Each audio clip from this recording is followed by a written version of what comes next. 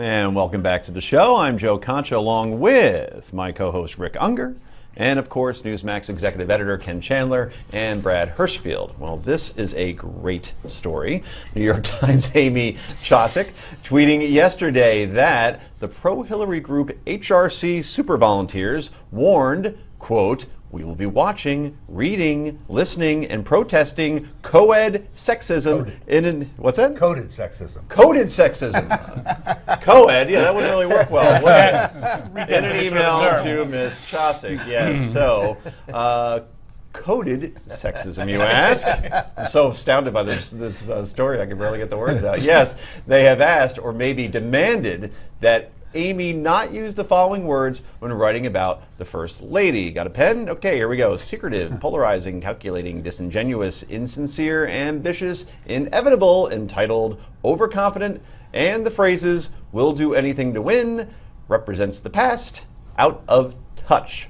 Where is the co-ed or coded sexism? Of course, we have no proof whatsoever, and let's be clear on this, and actually doubt that Mrs. Clinton had anything to do with this. But her supporters haven't exactly helped her either by, emailing the New York Times. But since they requested it, we will have fun with this. So it's time for our lightning round. I'm going to say these words to our panel, and we're going to ask you what the first word or words comes to mind in your case. So, Brad, let's start off with the word on top. I say secretive. You think what? Email.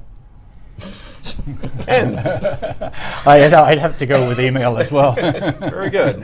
Mr. Unger. I'm just going to say the same word about these people, morons. Very good. Actually, let's do it this way. Word, word, word. We don't have to say three words because we would get the same answer. Okay, Rick, we'll start with you. Polarizing. Polarizing, goodness. George W. Bush. Ken. Polarizing? I think the problem I have with all these is that I think they're applicable to every politician. Exactly. That's the problem. So, except inevitable. I can't think of how inevitable can be interpreted as a sexist word. I mean, and in this day and age, isn't every politician polarizing? Yeah. That's true. Let's go through this. Is there a politician out there that isn't secretive, polarizing, calculating, disingenuous, insincere, ambitious, inevitable? Well, inevitable. I guess we could Inevitable, my word there was Clintonian. Clintonian. There is something. So I don't know that they're all like this, but I think the interesting thing is I think this didn't come from Hillary and is a problem because the request itself is sexist. Oh, it's ridiculous. Right? It's a sexist request because at its core what it's telling people is you dare not write about her in a way that we don't think will play well given popular associations to women in office. I'll tell you in other words, by virtue of being a woman, a different code should apply. The last time I checked, that is sexist. I'll tell you what, I think we can all agree that I'm pretty Hillary friendly, right? I promise these people that I will now use every single word on that list, every adjective that they listed in a column. Well, I think and apply it to Hillary Clinton. There's one word that's missing, and that's scripted, and that's really the most dangerous word for her, I think. Well, and for us too, apparently. For us too. But I mean, if she is seen as scripted, right.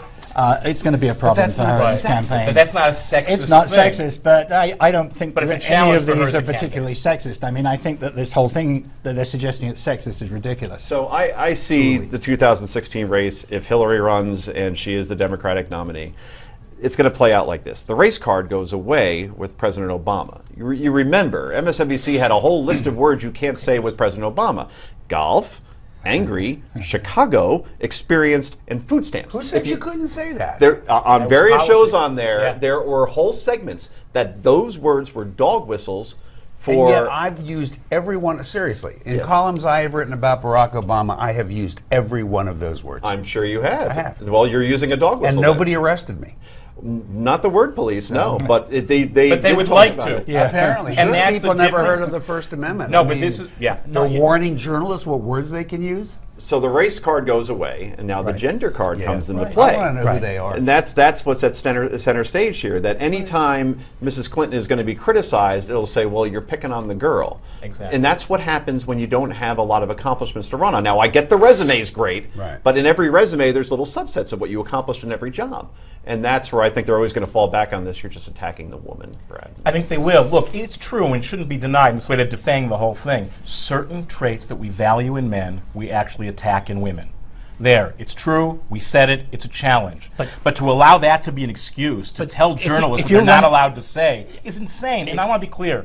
I don't believe it's reflective of how Hillary has approached feminism. I think she has a real problem, though, if this is what her base believes. Last If you're running for president, you've got to get over that. You better. You better and get fast. over Yeah, it. remember, it wasn't Yeah. her or anybody I representing. said, I don't even think it reflects her, but it is a problem. And like we would always say, she better come out personally And condemn teach this. her own why this is not the feminism I she agree. has spent her life advocating And she should for. come right. out specifically on this and On this issue, and with condemn these people. them. Yep. Yeah. I think Ken, because he's my boss, had the best point in this entire segment. You And kissing, that is the whole scripted part. She's going to have the same problem that Mitt Romney had. Yeah. And Yeah. that is she being genuine? Am I getting the real person, the person that she wants me to see? That's right. Anyway, coming up next, it's potluck time. And a little later, our favorite segment we call Yay or Nay. This is the Daily Max, only on Newsmax TV.